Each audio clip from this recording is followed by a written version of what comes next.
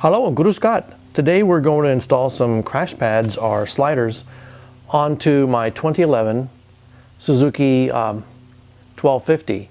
So I got this kit. It's made by LSL out of Germany. So as long as it's not made by BMW, it probably should be good. All right, so on the starter side here, this piece is going to mount here on some spacers. On the other side, this piece mounts in the same type of position. And what I'm going to do is remove these 4 bolts here using an 8mm socket.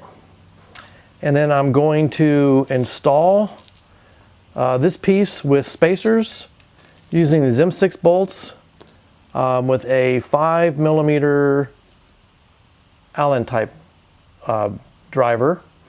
And I have a torque wrench set here for 10 Newton meters. Very important to use a torque wrench because otherwise you can damage the case. I'm going to put some Loctite on it as I put in each bolt. So we're going to take those out, put this piece on, and we'll be right back. I have the 4 original bolts out right now. I'm ready to start installing this with the spacers. I did check the length with this and these bolts compared, and with the spacers compared to the old bolts.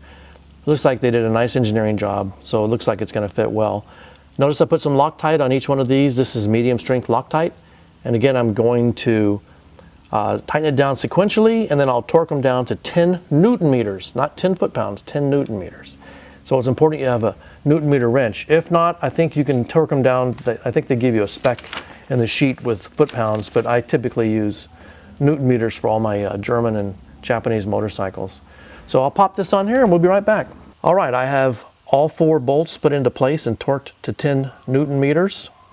I wanted to make sure that you know that these are all the same length. They're 60 millimeters long. In the set, there's also one that's shorter. It's 55 millimeters. This goes on the other side, and you'll see that in the instruction sheet. So you want to make sure you have all 4 of the 60 millimeter ones here. Also, on the other side, the spacers are shorter.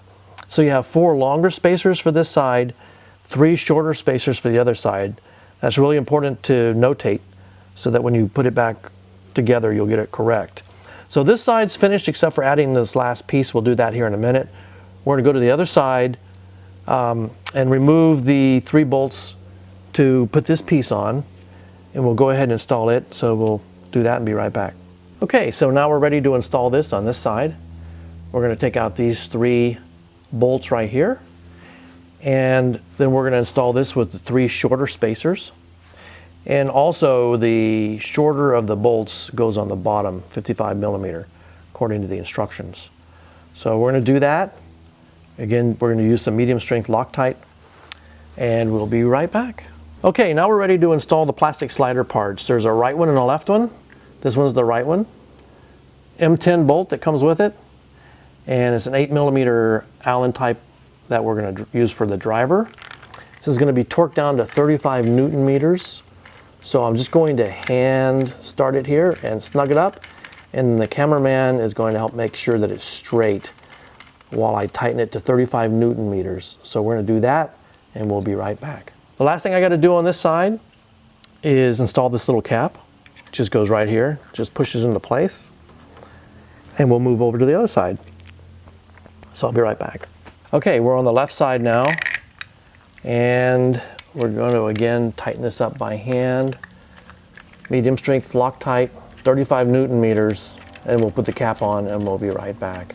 Okay, so we finished this side here, and I wanted to mention this fits, this is the GSX1250FA model, but apparently it also fits the GSX1250F model.